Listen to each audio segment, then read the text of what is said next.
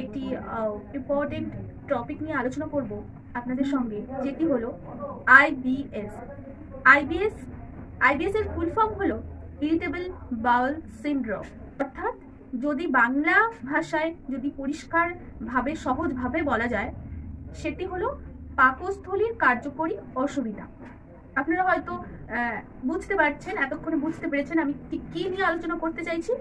IBS হলো এমন একটি সমস্যা যেখানে পেটে ব্যথা, গ্যাস, অ্যাসিডিটি, পেট ফাঁপা বা কোষ্ঠকাঠিন্য বা ডায়রিয়ার মতো সমস্যাগুলি বারবার হতে দেখা যায়।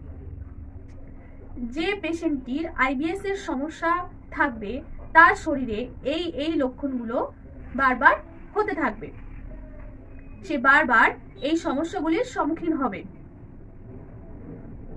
আইবিএস এর আমি কয়েকটি লক্ষণ আপনাদেরকে বলবো, এবং আইবিএস যদি কারোর হয়ে থাকে, আইবিএস এর সমস্যায় যদি কেউ ভুগে থাকে, তার জন্য বেস্ট কয়েকটি হোমিওপ্যাথিক মেডিসিন সম্পর্কেও আমি আলোচনা করবো এই ভিডিওটিতে।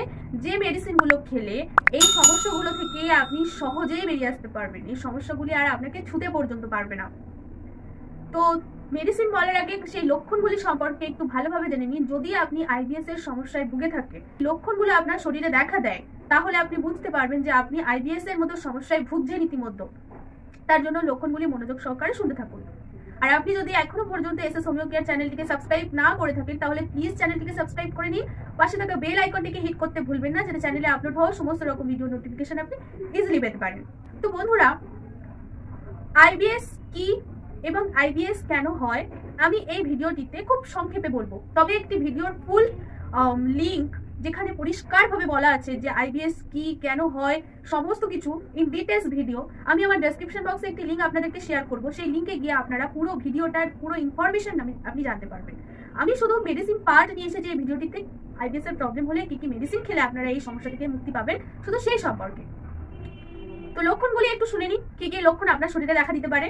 আপনি যদি আইবিএস এর সমস্যায় ভোগেন, তাহলে আপনার প্রথম যে লক্ষণটি শরীরে দেখা দেবে সেটি হলো পেটে ব্যথা বা মোচড় দেওয়া যন্ত্রণা। হঠাৎ করেই পেটে মোচড় দেবে এবং ব্যথা যন্ত্রণা করবে।